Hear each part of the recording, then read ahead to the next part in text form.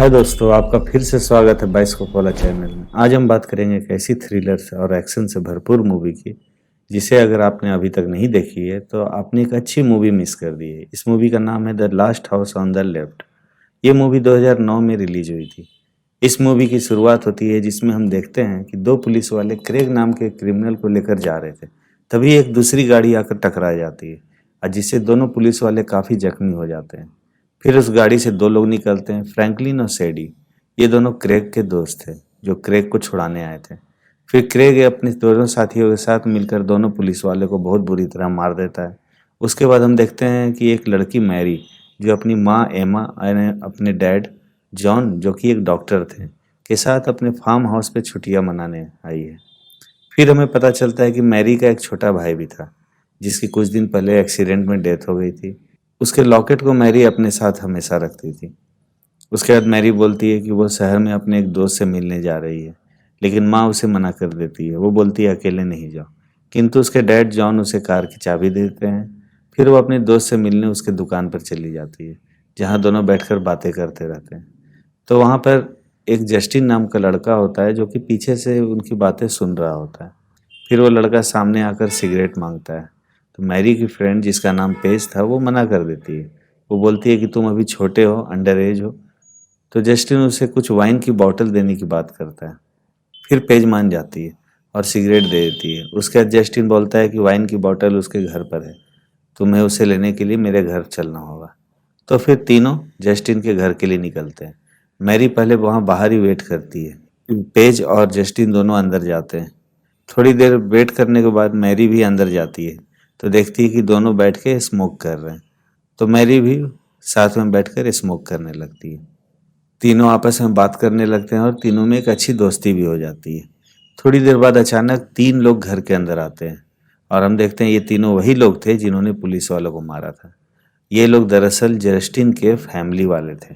Craig Justin का father था। Craig Justin को बहुत गंदे तरीके से डांटने लगता है, सबके सामने गंदी गंदी गालियां देता है। वो बोलता है हम पुलिस से बचकर भाग रहे हैं और तू यहाँ लड़कियों के साथ मस्ती कर रहा है।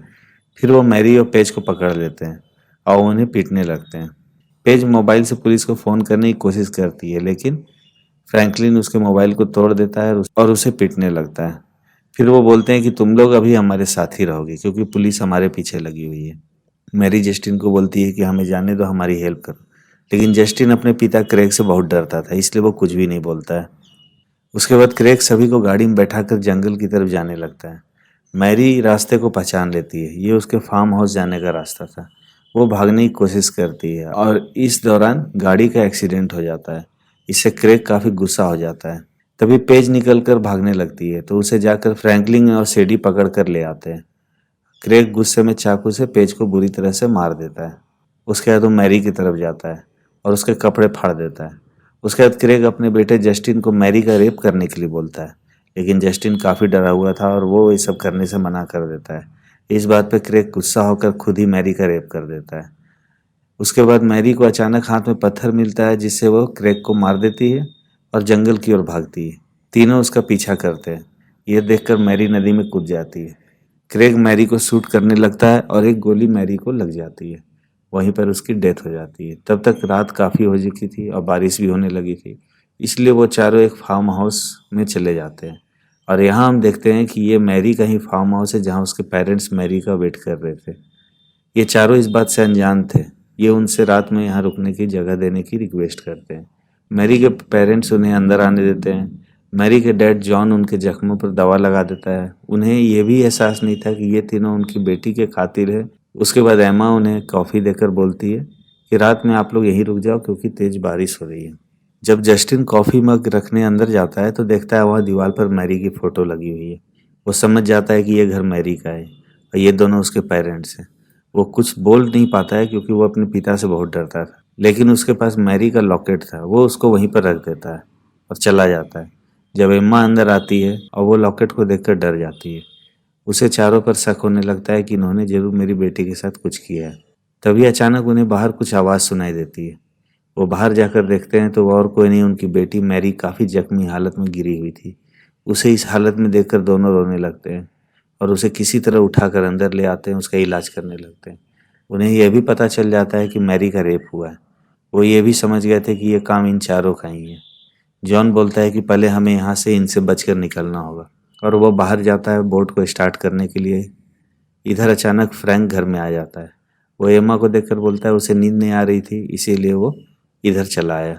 और ये बोलते हुए वो उस कमरे में चला जाता है जहाँ मैरी थी। वो उसे देख लेता है और देखते ही समझ जाता है। इससे पहले कि वो कुछ करता, पीछे से एम्मा उसके सिर पे एक बोतल दे मारती है। आवाज़ सुनकर जॉन भी आ जाता है।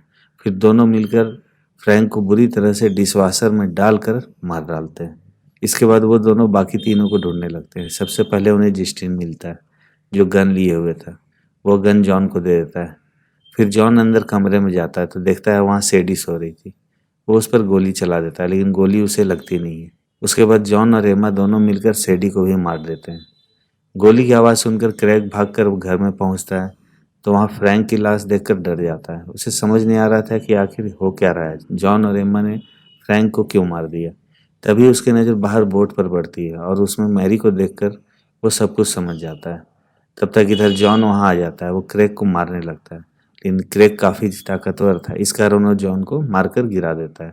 तभी अचानक पीछे से जस्टिन क्रेग पर गन पॉइंट कर देता है लेकिन क्रेग जस्टिन से गन छीन लेता है और जस्टिन को मारने लगता है।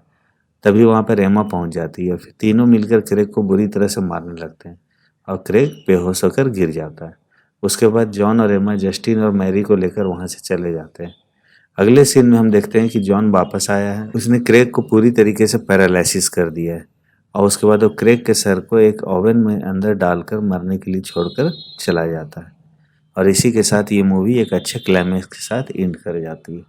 तो दोस्तों अगर आपको वीडियो अच्छा लगा हो तो प्लीज़ लाइक करें, सब्सक्राइब करें और अपने दोस्तों में जमकर शेयर करें। थैंक्स दोस्तों, मिलते हैं नए वीडियो में एक नए रोमांच भरी कहानी के साथ।